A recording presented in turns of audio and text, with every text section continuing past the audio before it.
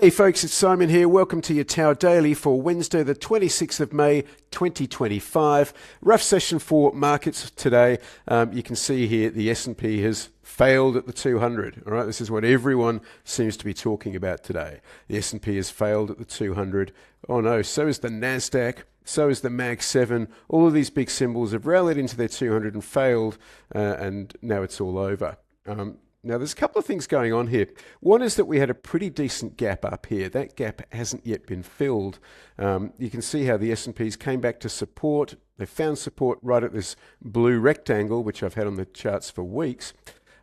It's entirely possible that we come back, test the bottom of the rectangle, fill that gap, and then continue higher. Of course, we don't have to continue higher, but that is certainly a possibility. The big question that the most important question we need to try and answer here is the bottom in? Now, we're never going to know the answer to that with certainty, but these are some clues to keep an eye on. Now, what if we take a step back and look at the weekly chart? Now, this weekly chart still looks pretty good, doesn't it? We've still got an uptrend. We've pulled back to the 50-week simple moving average, holding support. Is this an area where institutions are going to be panicking out of the market?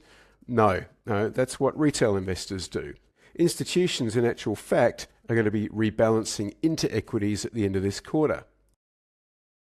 All right, this is a chart from UBS, and they're saying that US pension funds are going to be making a purchase of around $85 billion worth of US equities in a quarter-end rebalancing. Stocks have gone down, bonds have gone up, so they need to rebalance. This will be the largest rebalancing and the biggest buy into an end of quarter since the 2020 pandemic, according to UBS. All right, so institutions will be rebalancing. They'll be viewing this pullback more as a buying opportunity than an excuse to kind of wet the bed.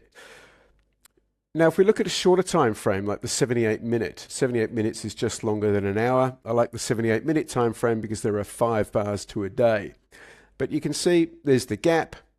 We've come back, we're now testing support here, but the moving averages, the short-term moving averages have arranged themselves bullishly. All right, so on this 78-minute chart, we have got the beginnings of an uptrend. All right. So the weekly chart looks okay. The chart looks like a real mess. The other thing that could potentially happen here is you've heard the buy the rumor, sell the news.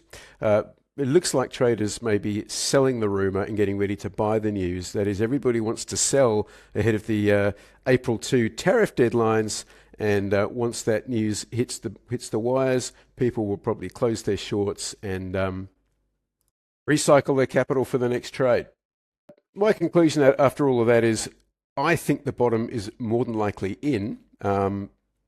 At least until we get a rally into this ambush zone. Then it becomes viable for the market to turn around and potentially take that low out. But I still think if the rally was to stop here after a straight line 10% decline, that would certainly underperform historical expectations. That's what I got for you. I hope it helps, and I will catch you next time. Thank you.